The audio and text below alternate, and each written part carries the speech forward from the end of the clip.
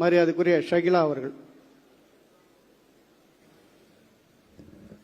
வெள்ளத்தனைய மலர் நீட்டம் மாந்தர்தம் உள்ள தனையது உயர்வு என்பதற்கு என்ற குரலுக்கு இணங்க இன்று நமது பாட்டாளி மக்கள் கட்சியினுடைய பொதுக்குழுவிற்கு தலைமை தாங்கி ஏற்று நடத்தி கொண்டிருக்கும் நமது வருங்கால முதல்வர் மருத்துவர் அன்புமணி ராமதாஸ் அவர்களுக்கும், நமது தருமபுரி சட்டமன்ற உறுப்பினர் முனைவர் சௌமியா அன்புமணி அவர்களுக்கும், மற்றும் நமது மேடையில் அமர்ந்து கொண்டிருக்கும் தலைவர்கள் உள்ளிட்ட நமது பாட்டாளி சொந்தங்கள் அனைவருக்கும் வரவேற்று என்னுடைய உரையை ஆரம்பிக்கின்றேன்.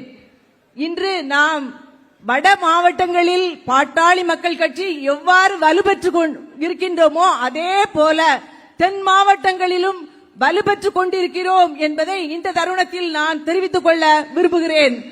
அதனால் வருகின்ற சட்டமன்ற தேர்தலிலே நமது ஐயா மருத்துவர் அன்புமணி ராமதாஸ் அவர்கள் முதல்வராக வர வேண்டும் என்பதே நம்முடைய மேலான ஒரு எண்ணமாக இருக்க வேண்டும் என்பதை இத்தருணத்தில் அனைவருக்கும் தெரிவித்துக் கொள்கிறேன். இந்த பொதுக்குழுவிற்கு என்னை பேச வாய்ப்பு கொடுத்த அனைவருக்கும் நன்றி கூறி விடைபெறுகிறேன். வணக்கம்.